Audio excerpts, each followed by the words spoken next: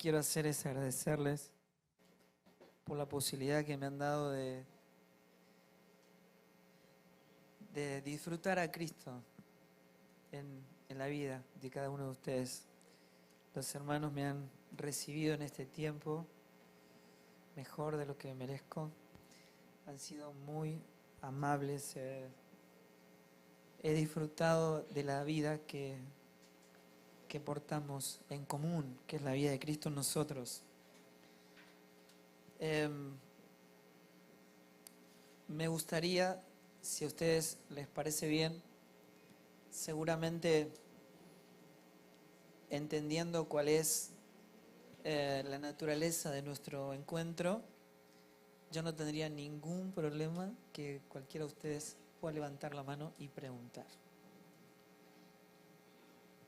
Tienen permiso. Hola. ¿Se escucha mejor ahí? Oh my God. Bueno. Así que no es un monólogo, es una reunión de hijos que reúnen en una persona, en Cristo, y lo que compartimos es una misma vida. ¿Qué es la vida de Dios? Compartí tantas cosas en estas horas, en este tiempo que estuve con los hermanos. Y una de las cosas importantes es que a veces encuentro, sé que muchos de ustedes también, por la gracia de Dios y el avance en nuestros tiempos, las redes sociales han sido una herramienta de conexión. Y ha permitido comprender que el Evangelio no es un Evangelio de capilla, sino que es eterno. Así que hemos tenido la oportunidad de escuchar lo que Dios está produciendo a nivel global en su cuerpo. Eso ha sido maravilloso. Sin embargo, aunque el hombre natural no puede ver, oír ni entender, no percibe las cosas del Espíritu, todo el tiempo tu mente natural está diciendo, quiero entender, quiero entender, quiero entender. Así que tenemos expresiones como, por ejemplo, este pastor me gusta porque a este pastor sí le entiendo. ¿No? Díganlo, porque es verdad. Eso es lo que pasa. Pero necesitamos comprender algo que es verdaderamente importante. Me gustaría comenzar hablando de eso. Si ustedes tomarían un niño que está en segundo o en tercer grado de primaria y lo pusieran en un aula de séptimo grado, seguramente no entendería lo que se está hablando. Si él pudiera expresarse, diría, prefiero ir con mi maestra de tercer grado porque a ella sí le entiendo. No está mal que ese chico disfrute de su maestra de tercer grado. Lo que no puede evaluar el mundo a través del entendimiento de un tercer grado. Tiene que saber que lo que está disfrutando hoy tiene que ser una medida mayor de entendimiento mañana.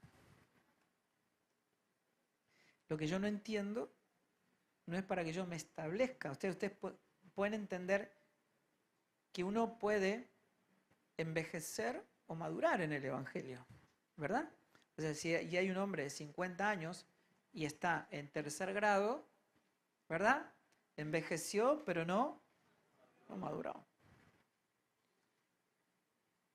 O sea, si cualquiera de nosotros estaría en un congreso de médicos y ellos comunicándose con su idioma técnico en cuanto a la medicina, no entenderíamos nada.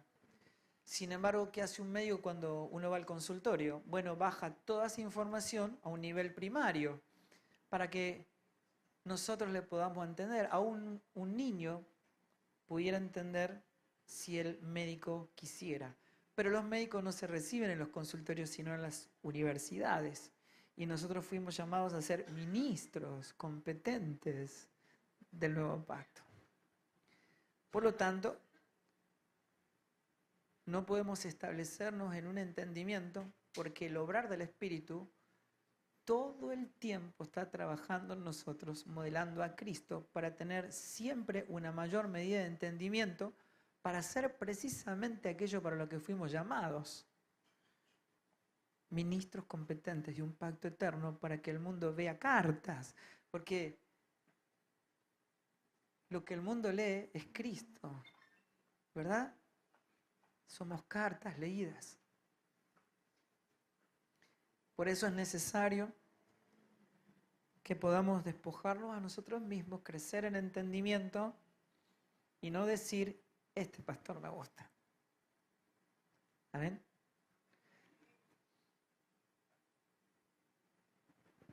Quisiera hacer un breve repaso muy primario, pero detenerme en algunos puntos con ustedes para poder tener un entendimiento global acerca de lo que Dios llama evangelio, ¿no?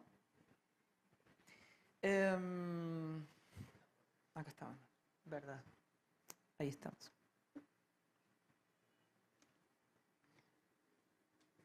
Ustedes saben que las escrituras tienen 13 lenguajes literarios y es maravilloso leerla, ¿verdad? No tiene un lenguaje lineal y nosotros podemos entender antropomorfismos, por ejemplo, ¿no es cierto? Prosopopeyas, cosas como el salmista diciendo los cielos cuentan la gloria de Dios, el firmamento anuncia la obra de tus manos. Todos podemos comprender eso, ¿verdad? Pero claro, los cielos no tienen boca, no hablan, pero sí comprendemos el lenguaje. Y decimos cosas como, por ejemplo, Dios puso su mano, pero Dios no tiene manos. ¿No es cierto? El lenguaje literario está precisamente para comprender el obrar de Dios. ¿Quién es Él? ¿Qué es todo lo que Él produce? En un idioma que no se habla en el cielo.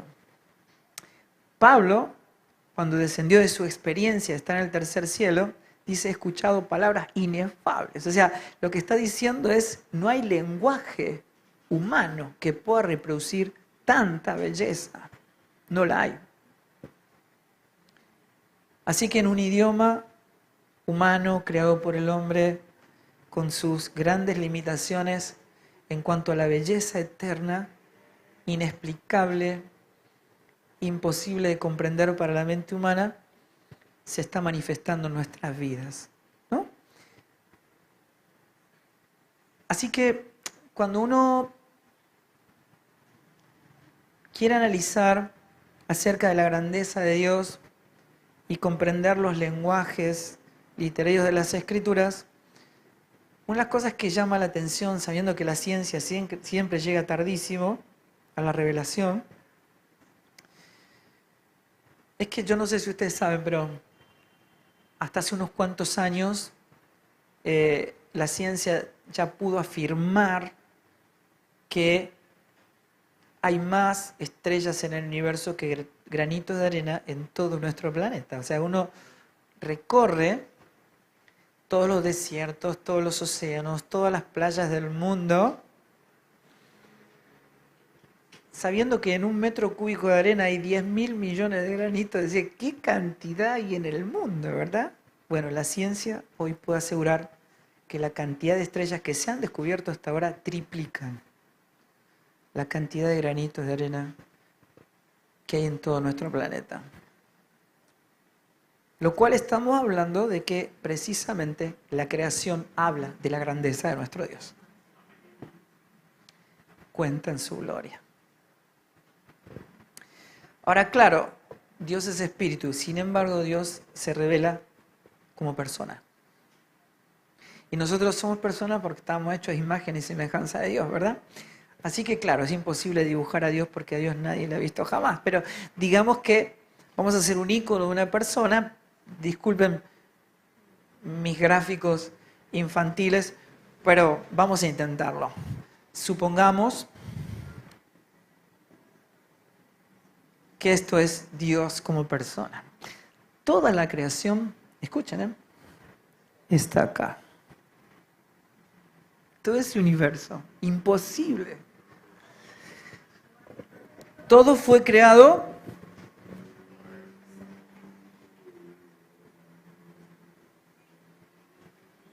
en Él, por Él y... O sea que Dios no está en ninguna parte de la creación. La creación está en Él. Eso cambia radicalmente nuestro entendimiento, ¿verdad? Porque nosotros fuimos hechos por Él y cambiar el vector precisamente ha traído los mayores y más graves herejías entre nosotros, ¿no? O sea, Dios no es para nosotros. Nosotros somos. Cambiar el vector hace que el Evangelio deje de ser Evangelio. ¿No? Ahora, toda la escritura de principio a fin está diciendo que nosotros fuimos hechos para la gloria y la alabanza de su santo nombre. Entonces recorremos no solamente los versículos, sino toda la expresión de la palabra. Está diciendo siempre lo mismo y nunca dice otra cosa, que fuimos hechos para su gloria. Esta expresión de que Dios nos coloca, o sea el cuerpo de ustedes, nuestro cuerpo, es para que nos podamos expresar, ¿no es cierto? Nosotros fuimos en Él para que Dios se exprese. O sea que fuimos creados por Dios para expresar Dios. ¿Y qué es la gloria de Dios? O sea, cuando nosotros decimos, te doy gloria, ¿qué es lo que estamos diciendo? ¿Qué es la gloria de Dios, no? Pero la gloria de Dios es la expresión de sí mismo, de todo lo que Él es.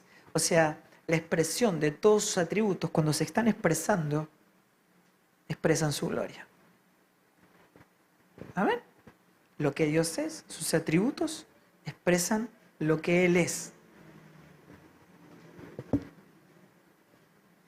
Y nosotros, estando en Él, fuimos creados para expresar su gloria. Todo lo que Dios creó, todo lo que Dios hace, todas las obras de Dios tienen este destino. Que Dios se ha visto y dado a conocer. Nos creó para que le expresemos y le demos a conocer a toda la creación. Ahora, voy a tratar de tener la mayor síntesis, porque entiendo que, ¿estoy diciendo algo que ustedes no sepan? No, ¿verdad? O sea que, aún aquello que ustedes crean no saber, su espíritu está reconociendo y dando testimonio de la palabra. Ustedes van a reconocer la palabra. Esto es importante porque estamos hablando del nuevo pacto, como si fuera una nueva corriente. Me asombra, me entristece. Nunca hubo un pacto vigente para la iglesia que no sea este. Que hoy el obrar de Dios nos esté devolviendo a este estado es por la dureza de nuestro corazón. La iglesia comprando todas las modas. O sea, si a lo largo de la historia siempre ha habido dos motivos sustanciales por los cuales nos descarriamos del propósito por el cual fuimos creados. Mayormente en los jóvenes ha sido las modas, ¿no? Todo lo que va apareciendo no es muy atractivo. Y a la carne le encanta todo eso. A la carne le encanta todo lo que está en Cristo, menos la cruz. Entonces, quiere obtener todo lo que está en Cristo, pero no quiere sufrir, no quiere morir, no le gusta nada la cruz. O sea, entonces, lo que va ocurriendo en relación a la posibilidad de poder entender cuál es el propósito por el cual nosotros fuimos creados, es poder comprender que cuando el hombre menosprecia la gloria de Dios, ¿qué pasó? Fue destituido ¿de dónde? De la gloria de Dios. ¿Está bien? Así que acá tenemos como Dios es la vida, ¿cómo está ahora? Muerto. ¿Está bien? Como Dios es el todo, el hombre ahora no tiene nada. Como Dios es luz, ahora es oscuridad. Este hombre se convirtió en una sustancia. Esto es bien importante porque Jesús no dijo que Él iba a hablarnos de la vida, de la verdad, del camino, sino Él dijo, yo soy la vida, yo soy la verdad, yo soy el camino. O sea, Cristo es una sustancia, ¿verdad? Es la sustancia visible de Dios. ¿Está bien? O sea, cuando el hombre pecó se convirtió en sustancia. O sea que el hombre no se convirtió en un ser mentiroso, sino se convirtió en mentira. O sea, miente porque no reproduce su propia naturaleza, su propia sustancia. Por eso nunca utiliza un adjetivo, sino siempre un sustantivo. No dice que el hombre natural esté oscuro, sino que es oscuridad. No está enemistado con Dios, es enemistad con Dios. ¿Verdad? Entonces, es imposible que este hombre pueda ver, pueda obedecer, pueda expresar vida, ¿verdad? Sin embargo, en el mundo hay gente buena. ¿Se entiende por qué eso? ¿O no? Lo explico rápidamente. Digamos, en el Edén habían dos árboles, ¿se acuerdan? Uno era del conocimiento del bien y del mal. Y el otro es, ¿y quién es la vida? Cristo. ¿Y de qué árbol comió el hombre? Puede ser. Bueno, comió de este árbol. ¿Qué quiere decir? Que el bien y el mal están en el mismo árbol. O sea que Dios no está observando lo que está bien y lo que está mal. O sea, lo que está. El hombre es bueno o malo. ¿Entienden? ¿Se entiende? O sea, entonces, ¿qué quiere decir? Que el mundo está lleno de gente buena y mala, pero muerta. ¿No? O sea, lo que Dios está distinguiendo es entre la vida y la muerte. Todo lo que está fuera de Cristo está. Lo que está en Cristo tiene la vida. O sea, no es que Dios nos dio vida. Dios nos dio a su Hijo. ¿Verdad? ¿Y la vida dónde está? El que tiene al Hijo, está bien. Ahora, el punto es cómo lo resuelve Dios. Bueno, envía a su Hijo,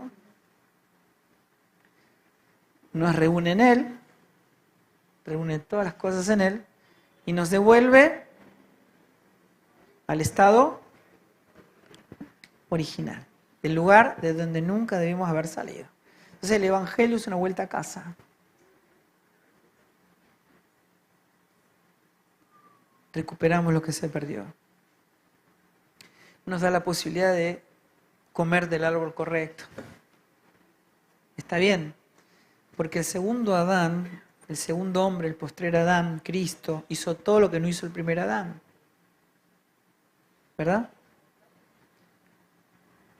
Y nos devolvió al Padre, al reino de su Padre. Ahora nosotros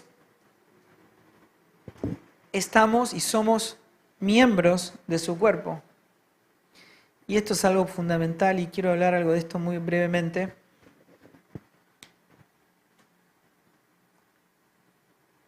Dios nos hizo uno con Él. Ustedes piensen en el hecho de que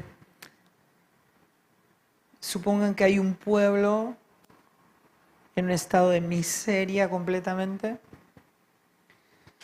sin absolutamente nada, enfermo, quebrado, miserable. Y en el monte hay un reino con una riqueza que no se puede descifrar, maravilloso, con un rey resplandeciente. Si alguien que está en ese estado de miseria y de muerte mirara hacia el castillo de ese rey y tuviera una buena idea, sería tal vez que él pueda sanarme y pueda darme de comer. ¿No? Mejorar mi calidad de vida. ¿Habría una idea superadora a esa? Sí la hay. Por ejemplo, que me haga su hijo y yo pueda vivir con él, disfrutar de todo lo que está en su reino. ¿Habría una idea superadora? Pienso. Ustedes cuando piensen, escuchen, lo que tienen que hacer es analizar en qué biblioteca están buscando. Te quiere decir que si yo me entrego a la obra del Espíritu, tengo que identificar en qué mente estoy operando. ¿Verdad? Eso quiere decir que fui entre el Espíritu, yo tengo que rendirme. No presentar ningún argumento. No es lo que haya aprendido anteriormente, sino que tiene que presentarse en forma de revelación. ¿Verdad? Entonces, ¿habría una idea superadora a esa? ¿Qué dicen? Sí. ¿Cuál sería?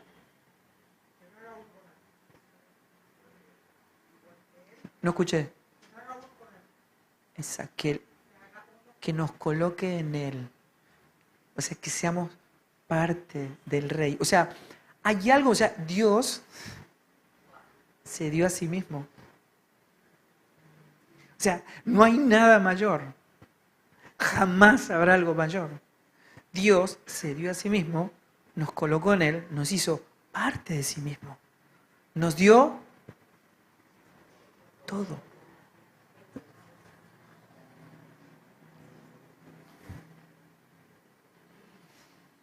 Sin embargo, nosotros hablamos, por ejemplo, de nuestra relación con Dios.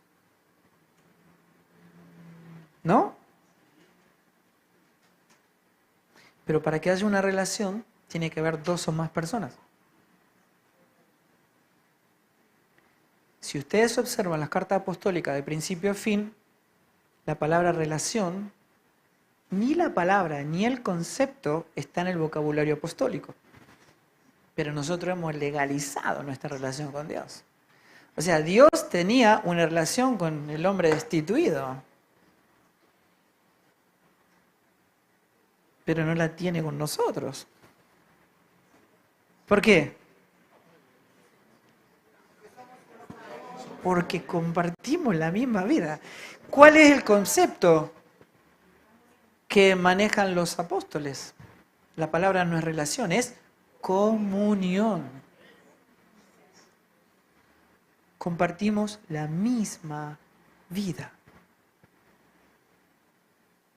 Amén. Una misma mente, un mismo corazón, un mismo propósito.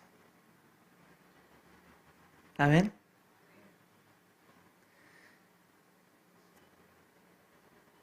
Entonces, ¿qué quiere decir? Que hablar de intimidad con Dios se complica. O sea,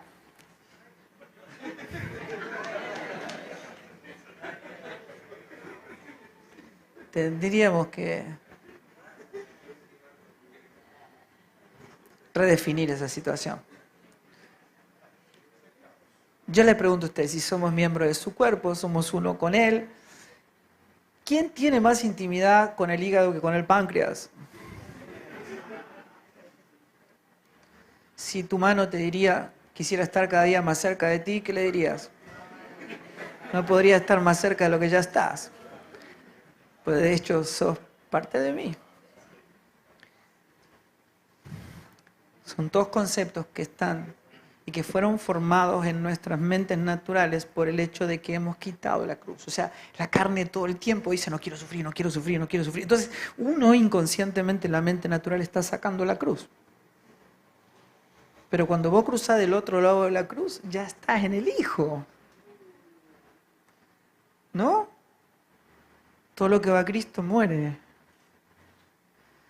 Es una nueva creación. ¿No? Ustedes piensen en esto. El Señor lleva al apóstol Pablo al tercer cielo. Cuando él vuelve de esa experiencia, él dice, muchachos, Dios tiene planos. ¿Me entienden? O sea, yo soy arquitecto. Soy arquitecto hace 33 años. Y algo que sabe todo arquitecto es que para que una obra llegue a destino, cada obrero tiene que tener en sus manos los planos. ¿Está bien? Porque acá no cuenta la improvisación ni las buenas voluntades. Todo tiene que ser hecho conforme a plano. ¿No? Se imagina que uno llega y alguien hizo, no sé, un horno de barro en el baño. Y uno llega y dice, ¿por qué esto está acá? Y un obrero dice, yo porque lo amo, arquitecto. Lo amo, entonces le quise regalar.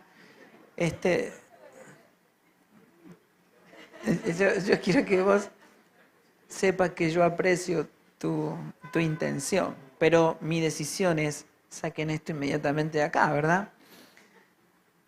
Es pérdida de tiempo, pérdida de recursos. Y en la iglesia, cuando se pierde el tiempo, cuando nos distraemos de aquello que no fuimos llamados a hacer, se pierden vidas. Es muy cara la distracción para la iglesia, muy cara. Siempre que un líder se distrajo, se atrasó una generación. Lo que no hagamos nosotros lo van a tener que hacer nuestros hijos, lo que no hagan nuestros hijos lo van a tener que hacer nuestros nietos. Y lo que el Señor dice, aceleren los procesos de asimilación de esta verdad. Si ustedes no están crucificados, no va a haber vida, no va a haber Cristo, no hay resurrección, no hay evangelio. Cuando la iglesia no ve la cruz, vive distraída, atornillada a sí misma.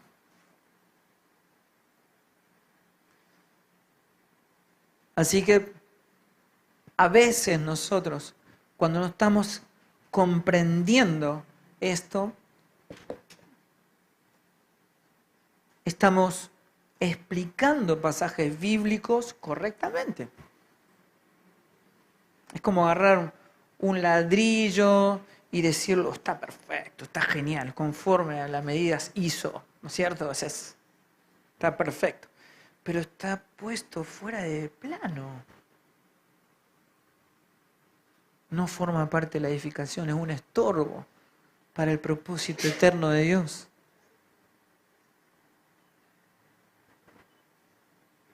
Y es carísimo. Es carísimo. ¿Verdad? Ahora,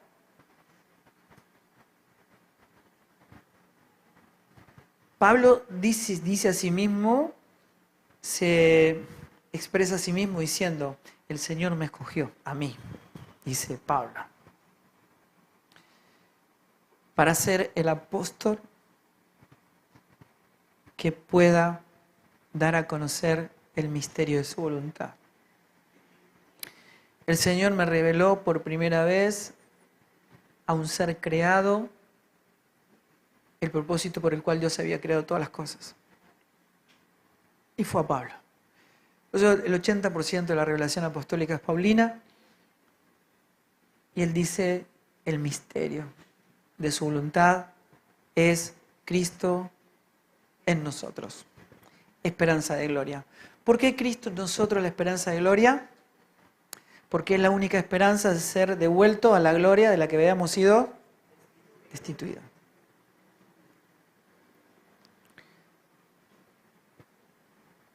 Ahora, el punto es, ¿cuál es el abordaje? Porque definitivamente, tal vez voy a dar una gráfica que nos ayude a poder comprender esto que quiero hablar con ustedes.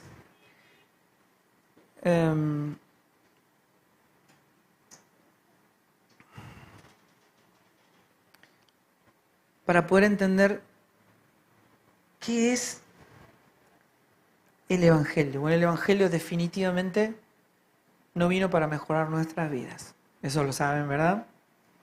Genial. ¿Sabe el ahorro de trabajo que le dan a los pastores? Supongo que si todos lo entienden, levanten la mano. Hay algunos ahí que no estoy bien. Bueno, pero eso es genial. Claro, el Evangelio es una nueva creación. Y la nueva creación no es un nuevo Fabián, es Cristo. ¿No? Esa nueva creación, como es Cristo, es el Hijo, ¿no es cierto? El nuevo hombre. En Él está absolutamente el todo de Dios. O sea que hablar de la nueva creación, o sea, la iglesia no está llamada a hablar de la nueva creación específicamente. La iglesia es todo lo que significa la nueva creación, ¿cierto? Entonces, toda expresión de sí mismo es mediante su Hijo.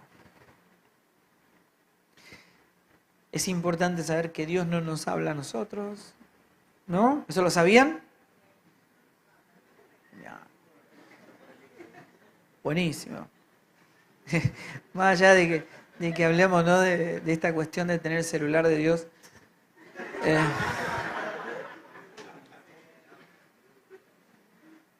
Es que Dios solo le habla a su Hijo. No nos habla a nosotros. Dios le habla a su Hijo y nosotros estamos en Él. Por lo tanto, todo lo que le pasa al Hijo nos pasa a nosotros.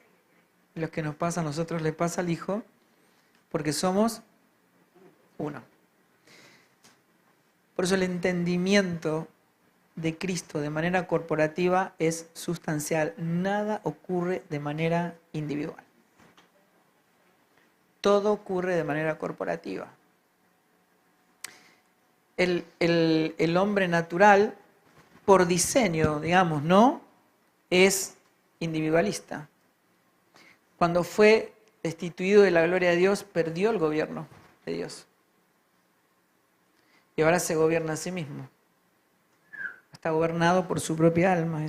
Se desarrolló en el alma, de tal manera que las Escrituras lo describen como alma viviente, así que se desarrolló tanto en el alma que ahora hace lo que siente, lo que le parece justo, lo que le parece razonable, lo que le gusta. ¿Verdad? Pero cuando volvemos, recuperamos la voluntad gobernante de Dios. Y nada ocurre en el cuerpo que no sea la voluntad del Padre. ¿Recuerdan? Jesús dijo, yo para esto vine al mundo, para esto nací, para dar testimonio de la verdad, y el que es de la verdad, oye mi voz. Dijo, mi único alimento es hacer la voluntad de mi Padre. El Hijo no hace nada que por sí mismo, sino lo que ve hacer el Padre, eso hace. El Hijo no puede hacer nada por sí mismo, lo que ve hacer el Padre, eso hace. O sea que la voluntad del Padre no estaba en la agenda de Jesús, sino que Jesús estaba en la agenda del Padre. Es completamente diferente. Jesús es la expresión completa de la voluntad del Padre. ¿Verdad? Y que la expresión completa de la voluntad del Padre un día se encarnó.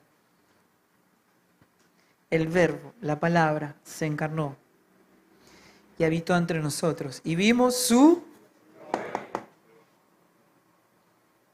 toda la gloria de Dios habitaba en Cristo, habitaba en Jesús. ¿Amén? Eso explica que lo único que glorifica al Padre es el Hijo. ¿Amén? No voy a desarrollar esto, pero vieron que si ustedes analizan las Escrituras desde que empieza hasta que termina, nunca la adoración está vinculada a la música. ¿No? Eso es importante. Hay adoración cuando el Hijo es visto, expresado en nuestras vidas. Si esa expresión se puede poner en una canción, está bien. Pero adorar no es cantar. ¿Por qué la iglesia es grupo alabanza dependiente? Porque nos gusta la fiesta. Ese es el punto. Nos encanta. No, escucha. ¿Ustedes creen que a Dios le gusta cómo cantamos?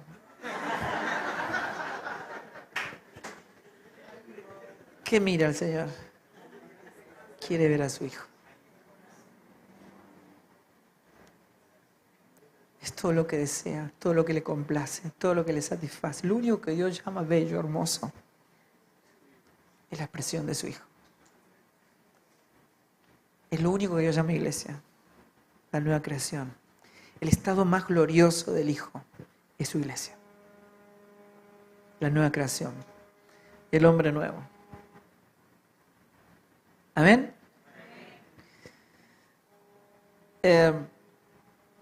Un detalle que no quiero escapar es que sé que usted lo sabe, pero lo vamos a repasar.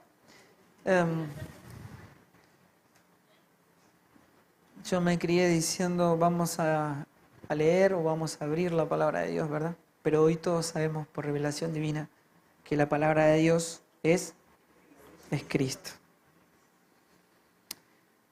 Y el Señor lo que decía es que todas las Escrituras dan testimonio de Él. ¿No? Entonces, eso se entiende, ¿no? Lo digo, ya es como si usted va a un restaurante y le dan una carta donde describen todo lo que van a comer. De hecho, desde que llegué me la pasé comiendo acá. Sí. Bueno, y claro, pero la carta no es la comida, habla de la comida, ¿verdad?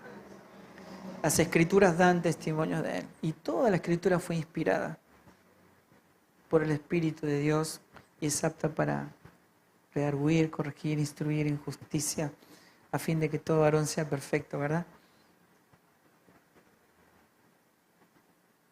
Pero la palabra es Cristo.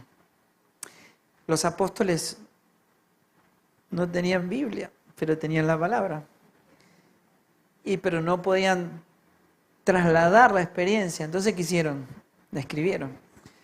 Ahora nosotros tenemos la Biblia, la podemos leer, pero nunca vamos a ver a Cristo como la palabra, a menos de que el mismo Espíritu que operó en los apóstoles esté operando en nosotros. Podemos llenarnos de información,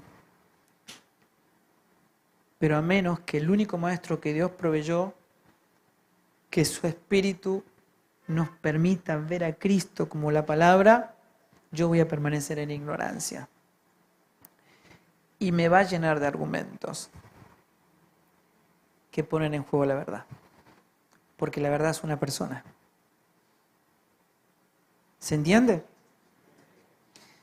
Lo voy a explicar de esta manera. Hay un ejemplo teológico que dice, un grupo de ciegos entra en una habitación donde hay un elefante, nadie sabe lo que es un elefante, entonces le dice, ustedes toquen y díganme que es un elefante. Entonces el que tocó la cola dice, el elefante es como una cuerda.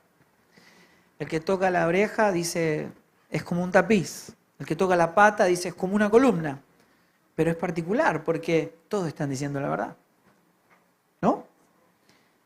Pero es solo una medida de verdad. No es toda. Así que, por favor, ténganlo en cuenta. No le van a alcanzar mis vidas para ver toda la verdad. Solo vemos una medida de verdad a lo largo de toda nuestra vida. Pablo mismo dijo, no pretendo haberlo alcanzado. No vi todo. Solo sé que prosigo al blanco, ¿Qué quiere decir eso? Que no somos gente que estamos entendiendo exactamente lo mismo en este lugar, ni en cualquier otro lugar. Somos gente que anhela ver a Cristo. Entonces hay otra medida de entendimiento que yo no tengo. Si yo entiendo esto, va a ser que yo honre la medida de entendimiento de mi hermano. Siempre. ¿Qué es lo que me protege? ¿No es cierto? Es que yo lo haya visto.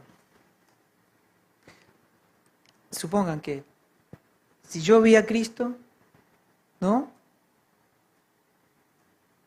Lo puedo distinguir en la multitud, porque lo conozco, porque lo vi. ¿No? O sea, supongan que alguien que no conoce a tu mamá se aprendió ahí unas cuantas cosas acerca de tu mamá y te empieza a hablar de tu mamá. ¿Cuánto tiempo puede hablar hasta que te des cuenta que no la conoce? ¿Verdad? Pero cuando uno conoce a Cristo, puede distinguirlo en la multitud. En la multitud de doctrinas, en la multitud de palabras, de expresiones. ¿Qué quiere decir eso? Yo voy a ver y escuchar medidas de entendimiento y voy a poder siempre extraer Cristo. ¿Por qué? Porque lo identifiqué, lo he visto.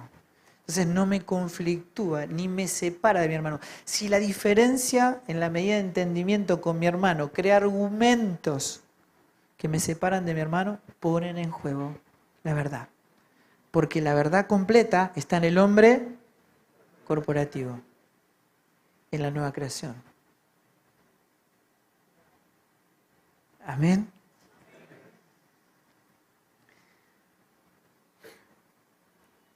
Ahora, voy a explicar esto. Cuando yo era chico jugaba con soldaditos de plástico.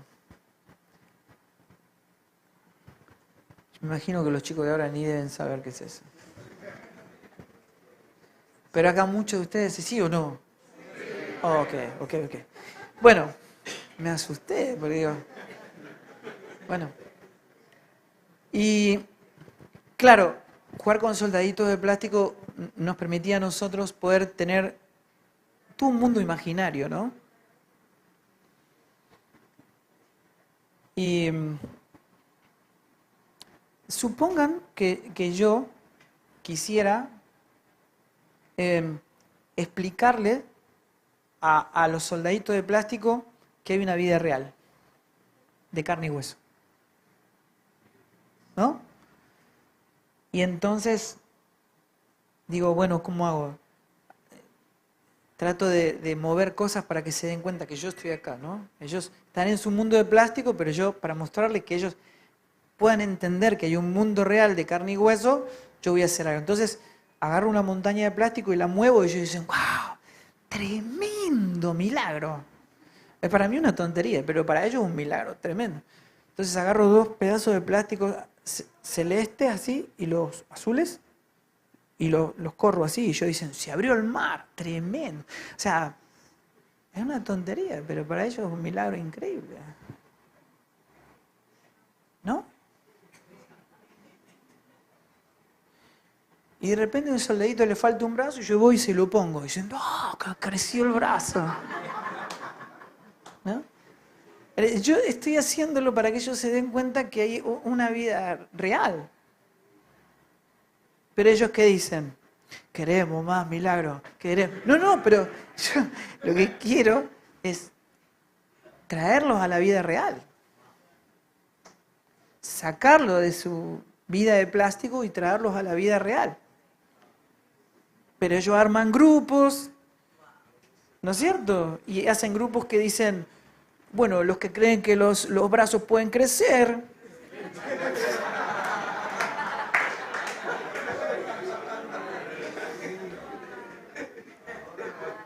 Y así sucesivamente, pónganle el nombre que usted quiera.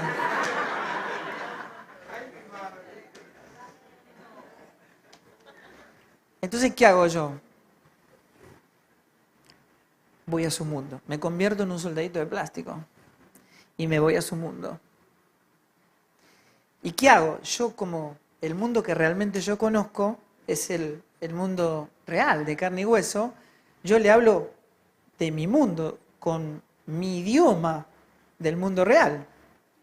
Y entonces yo le nombro la palabra río y ellos dicen, sí, sí, sí, nosotros sabemos lo que es un río. Y me muestran un pedazo de plástico azul. Y yo digo, no, no, no.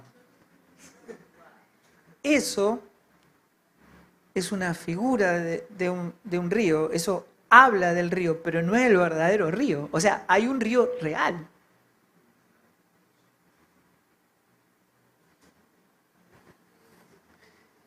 Y entonces yo le digo, yo los quiero traer a mi casa. Y ellos me dicen, sí, sí, sabemos lo que es una casa. Y me muestran una casita de... No, no, no, no.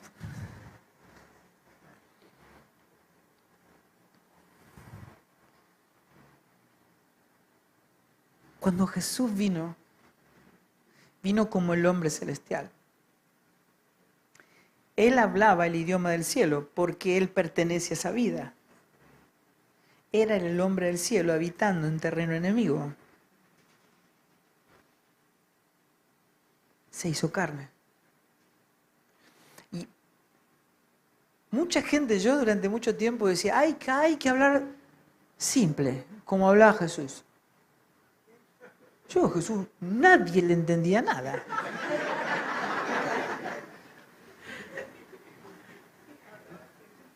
Y entonces él hablaba de su idioma, el idioma del cielo. Entonces decía a Nicodemo, tenés que nacer de nuevo. Y él decía, ¿cómo voy a entrar en la panza de mi mamá otra vez siendo grande? No, no, Nicodemo, lo que es nacido de la carne es carne, lo que es plástico. Pero lo que es nacido del espíritu, espíritu es, ¿verdad? Decía la mujer samaritana, yo tengo un agua para darte. Y ella decía, ¿qué? ¿Dónde hay otro pozo? Porque la mente de plástico piensa en plástico, la mente de la carne piensa en sombras. No puede ver las cosas del espíritu. ¿Verdad? Así que Jesús nos quiere traer a la vida real. Y nosotros queremos que nos crezca el brazo. Que Dios nos mejore la vida.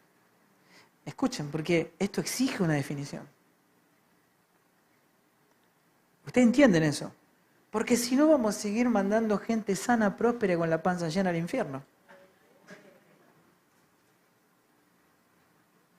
El Evangelio es una nueva creación. Somos nacidos engendrados del Espíritu a una nueva vida que no pertenece a este mundo. Pablo dice que no vivimos en el mundo.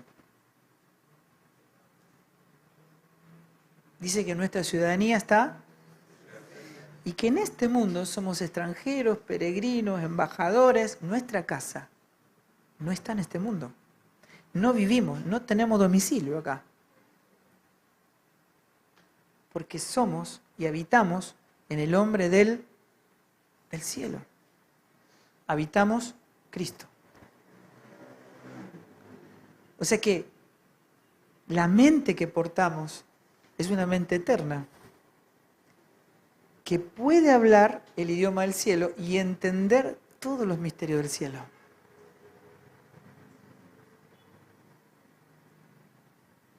Cada vez que uno piensa en sombras, ¿qué hace? Corrompe. Corrompe la vida del Hijo. Así que toda expresión que no me permita pasar de muerte a vida, o sea, que ignore la cruz, es una expresión que corrompe la vida del Hijo y que no permite ver la vida real, la vida para la que fuimos creados. ¿Amén? ¿Recuerdan cómo estoy? Ya me pasé el tiempo. Ah, no, estoy bien. Me falta un poquito. ¿Recuerdan? Vamos a poner Una línea muy bien, muy bien. Vamos, ahí está. Vamos a poner una cruz acá. Ustedes saben que la cruz, algunos dicen antes y después de Cristo, pero eso no funciona de esa manera. ¿Lo saben? ¿O no? Pues no hay un antes de Cristo. Cristo antes de todas las cosas, ¿o no?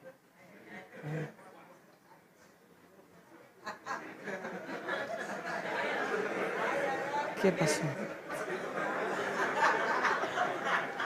Tienen un cero. Bueno. Pero en la cruz se produce la gran división, ¿cierto? O sea, cuando la palabra conocer, que utilizan los apóstoles y lo que vamos a hablar un ratito, es la misma palabra que utilizan cuando José no conoció a María hasta después del nacimiento de Jesús. El conocimiento que usa es cuando nos hacemos uno con Dios. Por lo tanto, cuando estamos en Él, le conocíamos. ¿Está bien? Cuando nos fuimos, perdimos el conocimiento y ya no teníamos posibilidad de conocerlo, porque estábamos separados de Él. ¿Está bien? ¿Cuántos de ustedes alguna vez dijeron, Señor, dame paciencia? La verdad, todos tenemos suegra, ¿o no? Okay. Vieron que cuando nunca les pasó que este fin de semana viene tu suegra a visitarte. ¿Dónde está toda tu esperanza puesta en el lunes?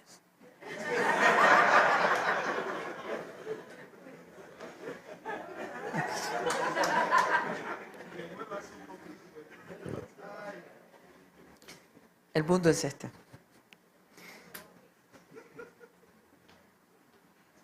Me hicieron perder.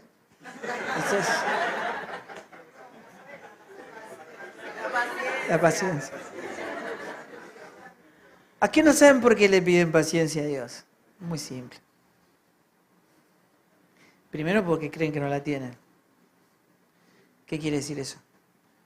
Que el problema está en la revelación del misterio que ha estado oculto desde tiempos eternos, que es Cristo en nosotros. ¿Cuál es el fruto de Cristo en nosotros? O sea que estoy pidiendo algo que ya me fue. Podríamos empezar y pasar toda la noche todas las cosas que pedimos mal, que oramos mal. Recuerden que intimidad con Dios no depende de cuánto oramos, ni de cuánto ayunamos. O sea, la oración es un músculo dentro del cuerpo.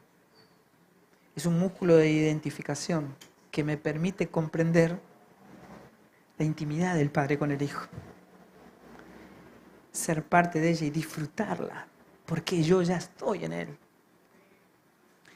Y esa identificación me permite gozarme en el deseo del Hijo y del Padre.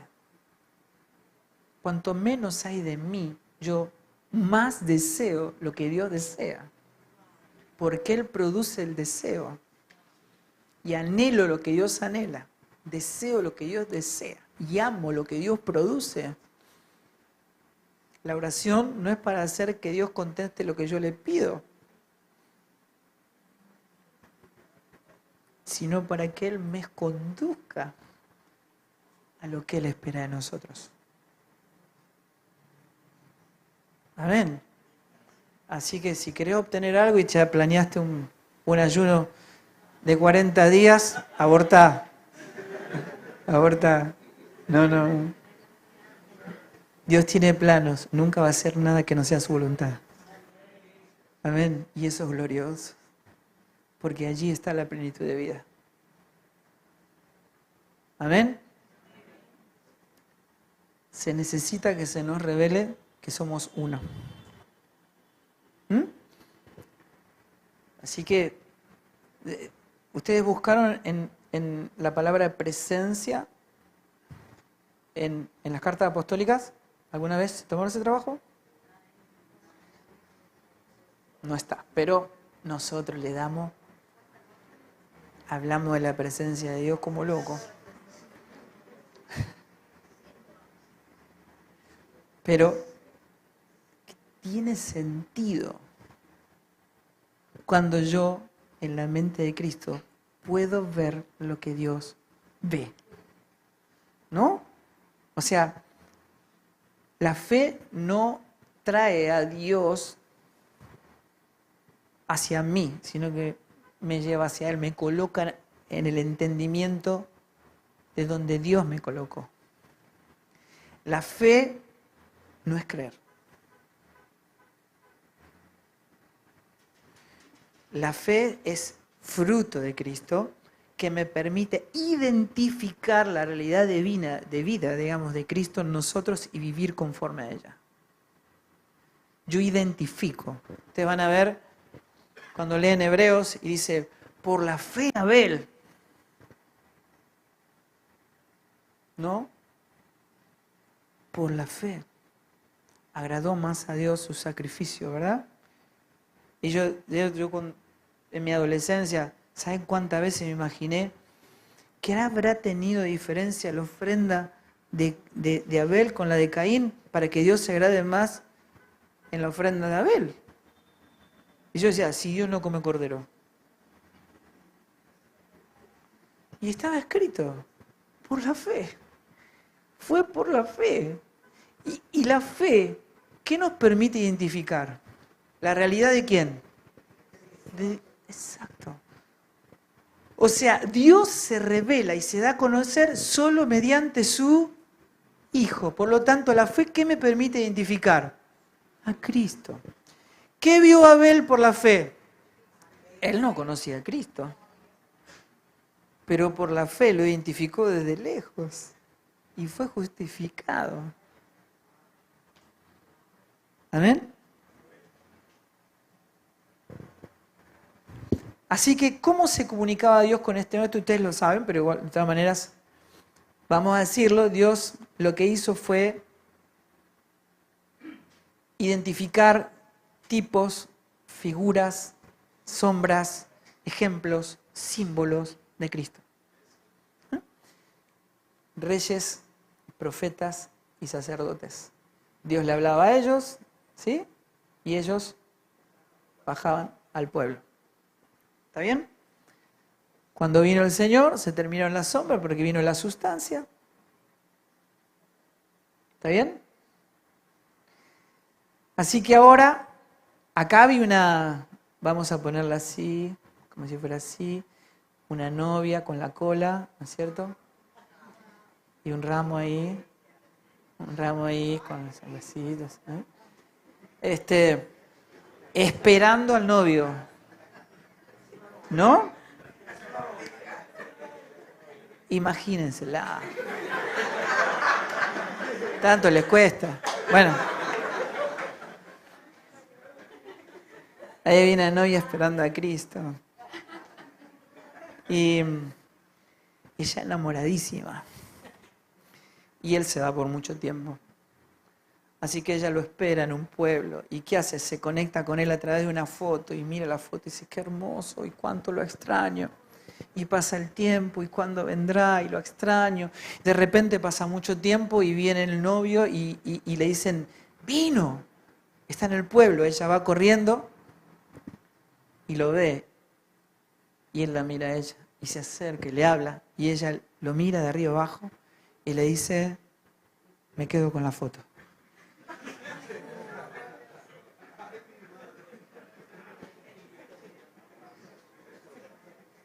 ¿No es cierto que es absurdo? Pero créanme, esta es la mayor desgracia de la iglesia de nuestros tiempos. La gente prefiere la foto antes que a Dios. La iglesia está enamorada de las sombras, de las figuras, de las fotos. ¿Por qué una persona preferiría la foto antes que la persona? Claro, la foto no come, no gasta. Exactamente. La foto, yo me puedo imaginar que la persona es exactamente como a mí me gusta. Pero cuando la novia ve al novio, sabe que si lo escoge a Él, todo su mundo tal cual como lo conoce se termina a partir de ahora.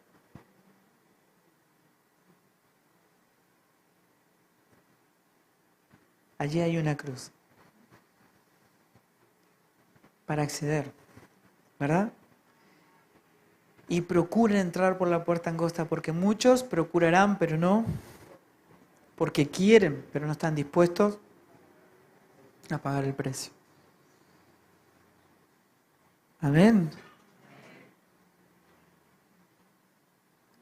Está relacionado a las sombras. Ha traído un resultado de miles de millones de personas perdidas. Esta es la historia del pueblo de Dios hasta nuestros tiempos, ¿no? Si Cristo no es visto, no hay vida, no hay evangelio, no hay Cristo. Le necesitamos desesperadamente. ¿Amén? ¿Están de acuerdo? Amén. Seguimos en un rato.